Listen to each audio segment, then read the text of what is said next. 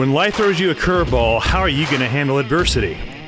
Welcome to the Fearless Mindset Podcast, where you're about to go on a journey as I interview security, business, and entertainment leaders on what it takes to stay fearless.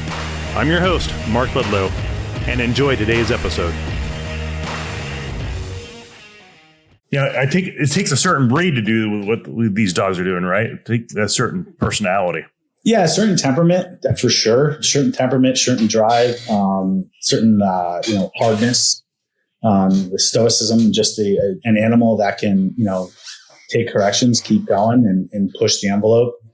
It's you want someone who's going to keep you honest, and getting involved in doing Malinois. Some people looked at me like I was crazy. Like, well, why are you doing this? Like, no, this dog, like, because hard mouth dog, chompy dog. But you find ways to channel it, and you find ways to kind of allow them to be who they are, but with rules and boundaries. And once you can interpret that and you understand that, it's easy. And it's pretty hard to go back to any other style dog because of how quick they are, and the intelligence level and the ability to just, they may or may not like you. And that is what it is. So. Yeah, I see a lot of shepherds out there. Do they make the probably the best service dogs out there as far as breeds, or different breeds do just as equal as a job? I mean, that's apples and oranges, I think, or each dog. Where I've had some that was like, no, that this some from his lines were just apprehension dogs, and that's it. Like there's no mean on that, right? And then it's a crapshoot. It's like trying to find, a stakes horse, who this horse, could come from great pedigree, but it just doesn't pan out, Got it. Okay. So however the sperm hits the egg, that's really kind of where what happens. What happens after the fact. So, sure. I've seen some dogs out of the shelter that are just workhorses. Wow. So, yeah. What's your take on, the veteran, not the veteran, the VA, dishing out all the prescriptions and all that to the vets? Do you think the service dog and the service dog community can be a supplement to the psychiatry of the recovery of the vet with PTSD issues? Do you think that's a good supplementation versus getting the vets on the pills and all that and popping pills?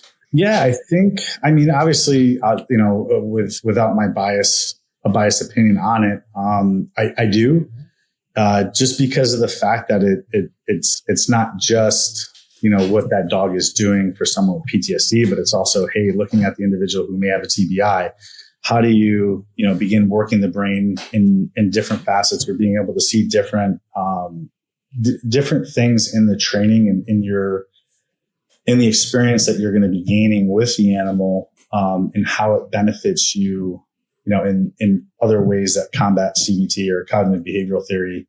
What is it doing that controls your impulse, that helps you mark that there's other layers to it that, sometimes guys on medication, like, just don't feel anything anymore. And they don't feel exactly. Good point. One dude I was working with, I was like, bro, pretend you're happy. Like, when you reward the dog, just pretend for a minute that you actually are enjoying what you're doing. Like, just for the dog's sake.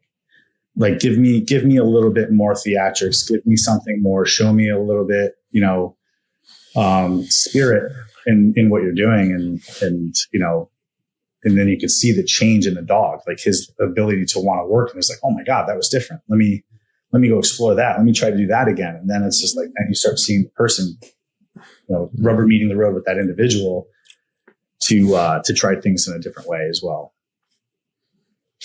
So yes, like you said, the emotional connection is huge. Yeah, it builds you up, and it's not suppressing anything. You're forced to deal with what is right now in that moment. Because let's face it, I mean, yesterday's yesterday. There's nothing that we're going to be able to do that are going to resolve whatever issues that happened. It's over with. Now it's, all right, what are the maneuvers that we need to do now to make sure that either I learned from that issue or I benefited this way and, use that momentum moving forward. Wow. That's wild. Yeah. That's something that the shrink can't do and meds can't really do. Yeah. But, and again, it's the individual. It's like, where's the headspace? What are they in? Where do they want to be? Do they want to be helped? Anybody can say, I need this or I'm doing this, but do you really want to be helped? And if you truly want to be helped, then you're going to be able to absorb things and learn about things in a different way, or just have different optics on it. And being able to kind of be around your peers. And I know sometimes that's difficult because some guys are still trapped in that one moment, in that one event or that sequence of events that happened, where it's just kind of like, all right, come on, man, let's work through this. Let's get over this. Let's not compartmentalize it, but let's take the benefits from it and how do we excel? Right. Do you think as part of the PTSD issue with the combat vets is the grieving process that they experienced the loss of their brothers in combat, and it's just that shock? I've never experienced that, but yeah. Is it just the grieving? Is it like an extended grieving process? Is that what we're looking at for the listeners that don't understand?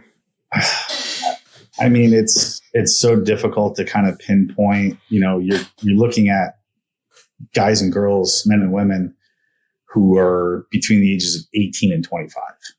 This True. Is a real job, right? This is the first real thing that we're doing. And, over the course of 2 decades of being into war, you get to the point where you're fighting for the person to the left and the right of you. Yeah. You sign the contract. You voluntarily went in and said, I do this. And I think the could quite possibly be the hardest part is acceptance of that whole entire situation, of what happened or what could have been done better, how things could have gone. And, you get wrapped up in that swirling winds of, the why, which really kind of, you're trying to search for an answer that's not there. Like that was a time, that was an experience, that's something that happened to us. That's, but what's next? What comes from this? And I think that's the hardest part, is because you don't know. And then you're dealing with all the emotional changes and psychological events that have happened, for everybody, it's different. But it's a tough one, man. It's trying to find out and really it's where's the individual at within themselves to accept and or to navigate a different path to where we're not either self-sabotaging, ruining relationships, or, putting ourselves in situations that increase our vulnerabilities to other things happening against us. So that's a tough question. It's a great question. It seems like there's a form of guilt with the guys and gals that are overseas that experience that. Maybe the guilt is pushing them through the PTSD issue. And it seems like you have a good grasp of the psychology. Do you have a psychology background now? Because you really understand the psychology breakdown of what's happening. No, but I'm trying. I'm actually going to be going back to school. It's an area of interest that I want to get into. I've done a lot of reading and, being able to help educate myself just for me. Yeah. And also, the opportunity to deal with some really amazing individuals that have helped me grow from a peer-to-peer aspect. Sure. Have helped give me new light in areas of my deficiencies. And also it's, it came to closure and whether or not I needed it. Wow. And really kind of looking at it that way, where it's like, do I need closure from this event? Do I need closure from this person? Or do I need this? Instead of having this built up anxiety of not being able to do, or, to say what I want to say because I'm worried about how they're going to feel or whatever. It's just, at the end of the day, I'm just like, fuck it, whatever. And that was the biggest thing I learned, and was just how to say fuck it. Sure.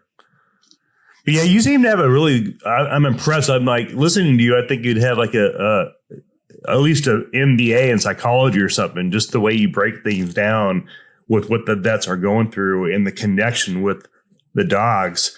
and just describing the combat environment and experience that that's had, and maybe the guilt, and then why they're trying to push, why you're helping them push through, because it's a deep rooted psyche issue with, the chemistry, the brain, and all that type of thing. And you seem to explain that pretty well. And I mean, I got my minor was in psychology in college, but nothing compared to MBA or a doctor. I mean, that's deep level stuff. I'd have to go back to school I'm sure it's all changed anyway in the last 10 years. Oh yeah. Especially 5 months or whatever's going on. Yeah.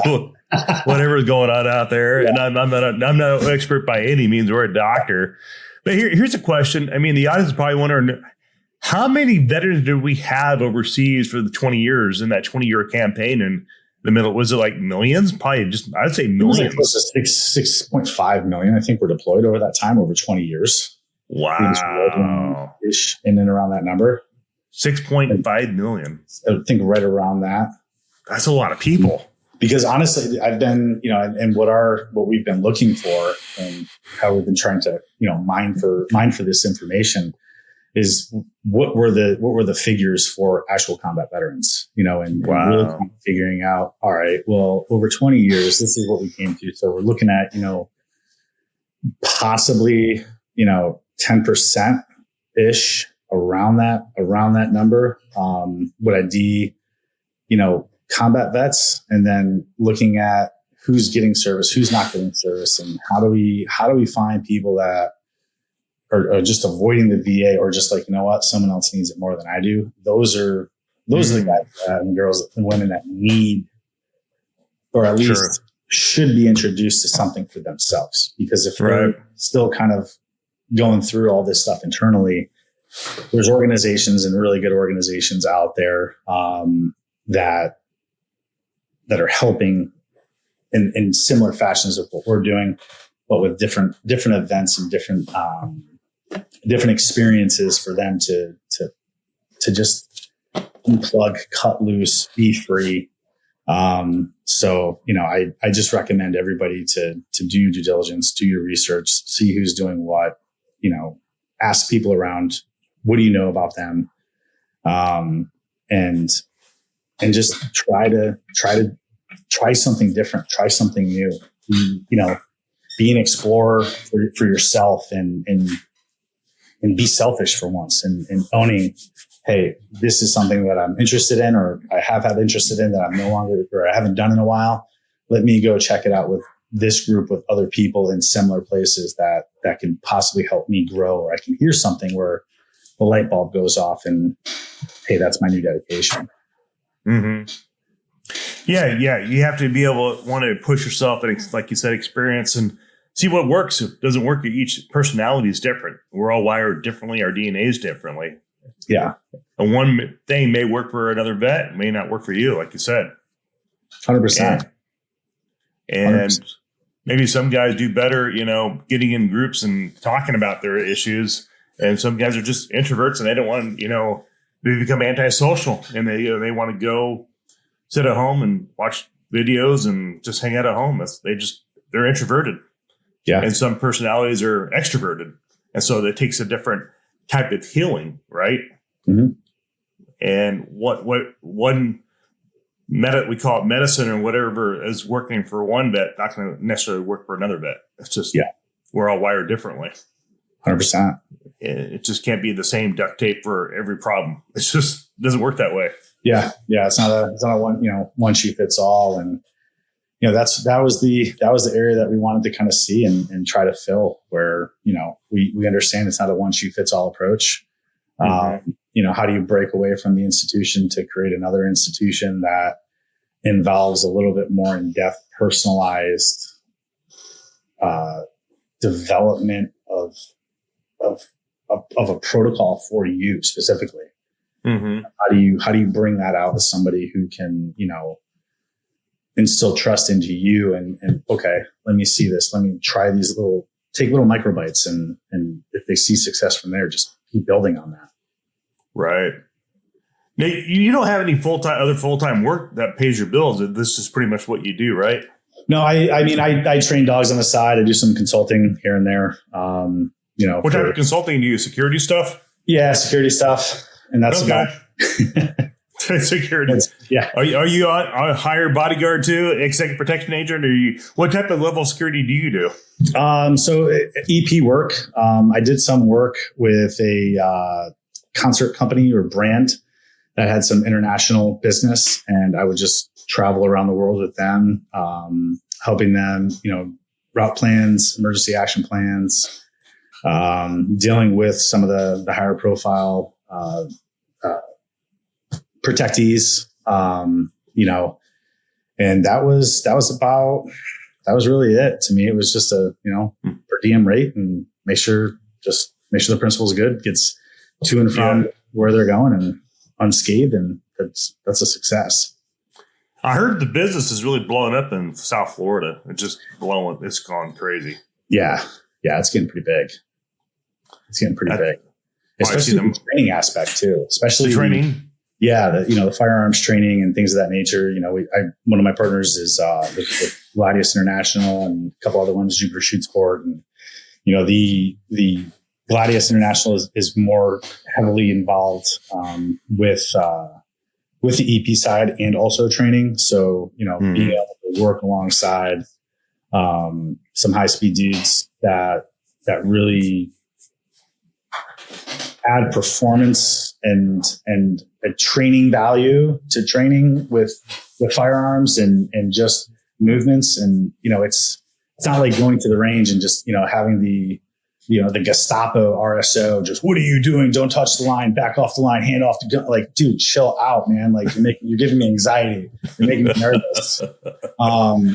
So you can actually shoot and perform as you would in a real time situation. And I think that's one of the biggest things that's lacking in the firearm industry would be get people to train and shoot as they would in the situation that they need to do it in.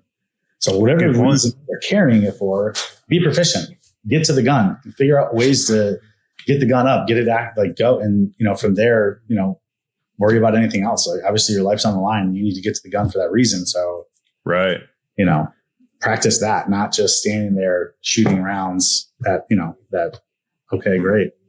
Nice. You can shoot a pistol from 5 yards away. Anybody can do that. Yeah. Yeah. But shoot on the move, one arm, like working. Yeah. So it's like there's a whole dynamic to it that I think is there's a few organizations and individuals out there that are really doing a great job, and finally you can see the uptick of people with those skills, really trying to sharpen the blades of everybody else that wants to learn, that's eager to learn. What would you say Americans need to work on in the EP industry from what you've seen from coming from the contractor world overseas? Now that you've seen the EP industry, been exposed to some players, what do you think needs to be cleaned up a little bit that's not real world applicable, that's being given as a training course? I think it's always the quality of service. Quality of service. What are you doing to make your team better? What are the SOPs, and where are you sending them to schools? How are you developing a group that's truly buying into what they're doing? Right. I think that, and just education surrounding your principal of who they are. You're ultimately their shield for whatever may or may not happen. This is why they're paying you X, Y, Z to be able to do this. So I would want to know from you personally, just more about them, more about what makes them tick, just that personal connection relationship that you can have with that person makes the job. It makes it a little bit more exciting to have to go to work rather than putting on kit and like, all right, I got to go guard this dickhead. Here we go. Let's go do this, because we've all been there. We've all had to deal with people who we don't want to have to deal with, but we do it because, hey, this is my job. This is who I am. This is what I want to do. And that's it. So I think the training value, education, learn more about the principles, and I mean, it depends on where you operate and what you're doing too. It's like, do you blast it all on social media, or are you more of a, behind the closed doors, working with very, very high net worth individuals where, sorry, that shit don't fly. Instagram posts and all that stuff. Like, good point. Good point. So it's a very dynamic industry, but I think collectively, those three things would probably be high on my priority list. What do you think the future is for all the youngsters listening to the podcast that are like trying to figure out, should I get in this career? Where did the future of exec protection look like in the state side? I think if you're interested in the field, by all means, try to seek out and learn from everyone that's doing it, and follow your instincts, and don't settle for, the first entity that you're with, unless they're shit hot, unless hey, this is the group that I want to be with. Right. I think it's the more opportunities you have to travel, the more abilities you have to see different environments and how to kind of immerse yourself in those cultures and what's accepted, what's not accepted, and just varying levels of what the job entails. I think that, those are just stay positive and constantly be trainable. Don't think you know everything, or just when someone says something, whether it's bullshit or not, just like, all right, yep, yeah, I'll do that. Sure. Yeah. Leave the ego at the door and become a team player. 100%. You think ego is the big driver in the U.S. for people not getting along? Is everybody's ego bigger than the other person's ego? And it's like, whatever. Yeah, I think egos across the board drive everything, Yeah. You either have to have an ego to get to where you're at, but at the same time, who checks that? And, who checks that? Yeah. And if you don't allow yourself to check your own ego, then, someone will probably check it for you. Yep. Especially in this industry, somebody will get you, tuned up real quick. Alpha personalities flying all over the place. 100%. Everybody wants to be a wolf, alpha dog. It's like, we're a team here. I'm like, who cares? Let's serve each other. 100%. But yeah, I think egos, absolutely. And the more people can experience an ego death, and, the more people can just be a little bit more humble. Then yeah, I think for sure. Yeah, the industry definitely changed since the pandemic and COVID. I mean, it slowed way down. It shut everything down. Everybody's like, oh my God, we have work again. Last year we've been busy, but it definitely slowed down. Everybody's like, well, is this going to slow down for the election? Well, I tell everybody, hey, it's going to pick right back up. People got to make money. Yeah. And we got presidential election cycle, so who knows what that's going to look like. It's going to probably get ugly. Yeah. I wonder what the Vegas odds are going to be when whatever is going to go down goes down. Exactly. There we go. Who knows? It's anybody's given guess on what's going to happen in the next year. We got 2 more years, or a year. 1 year. Yeah, 1 year. And it's starts first of 2024. Yeah. So the countdown so then I think February we'll find out how dramatic it's going to be between, what is it, Trump and the dude from California, Gavin Newsom. I think Newsom's going to jump in there. Yeah. There's no way he doesn't. Like, who else do the Democrats have? Yeah, Newsom is the he's a good talk. He's a politician.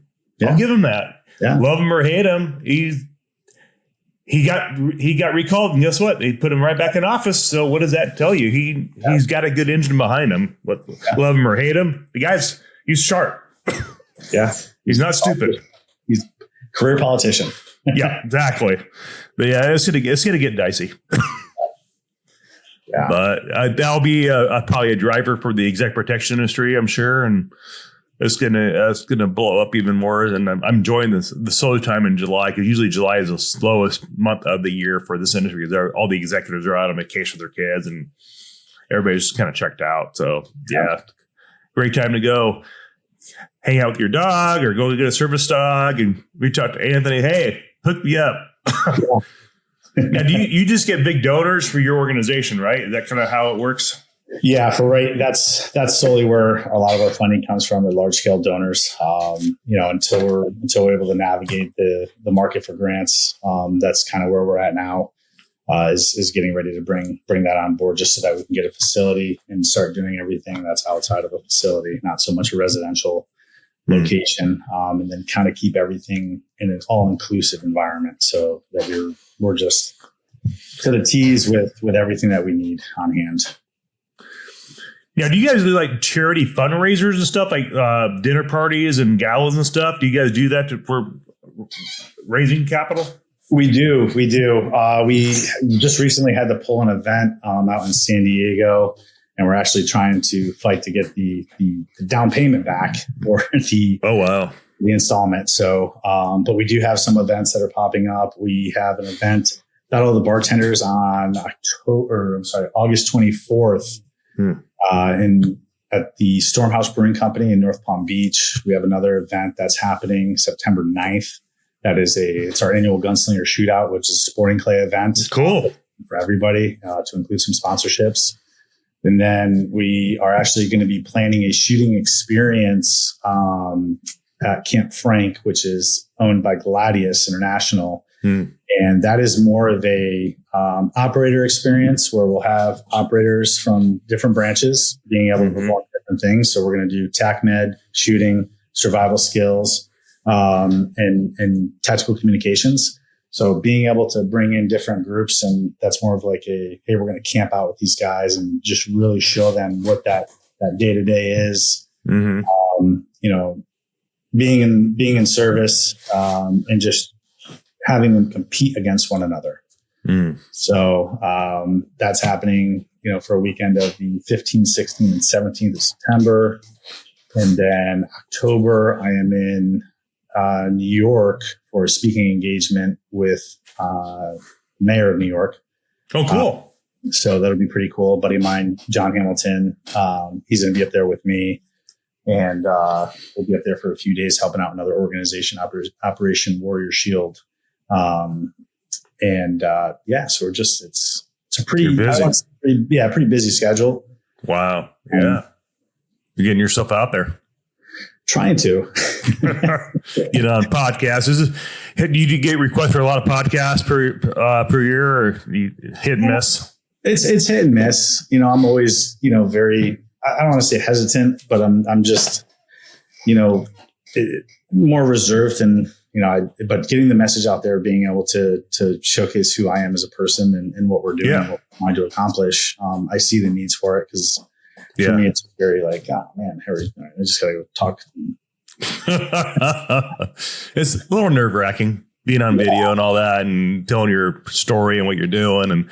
But I thought this was a great idea by Fran to showcase vets, service dogs, and how they make a positive impact on the vets, and give them more longevity in life and more positive life experience by having the service dog by their hand, and helping them with stresses of life and everything. Yeah, and it's just make sure you do your homework. If they're whatever they're looking for, find an organization that's a good fit for you. Find someone that makes you the priority. Find an entity that's dedicated to understanding what your needs are. This isn't just I show up, I get a dog, and all right, see you later, you're good. More to it than that. Yeah, there's at least should be. In my eyes, there should be. There should be a standard, and hopefully one of these days, we can get insurance companies to kind of pony up and begin. That'd be awesome. Prescribing animals that are held to a specific standard, opportunity to be paid for and provided for. Is that going to have to be a bill in Washington D.C. that gets passed for that to happen? You think? I think so. That's a good idea. Yeah. I don't see too many people from Cigna or Aetna, whoever, coming out of pocket saying, "Hey, let's gash our percentage of return to get these guys dogs that actually do something." Good point. Great point. Hey, for the listeners listening to the podcast, this is the Fearless Mindset Podcast. And today we have Anthony Longo with us out of Fort Lauderdale, Florida area, down South Florida. And what was the name of your website? warriorschoice.org. Look that up. And my team will publish that when we release the podcast itself. And please follow us on YouTube and all the podcast platforms that are out there. And give us a ranking, comment. And if you like the show, comment on YouTube. We'll be publishing this on YouTube. And then we'll Instagram as well, the Mark Ledlow, and Twitter. We're on the Mark Ledlow on Twitter as well. And all those social media stuff that I hate. But we got to do it. Got to put ourselves out there. Thanks for supporting the show, folks. And thanks for listening. And a big shout out to Anthony for what he's doing to save our veterans and our, law enforcement community with service dogs.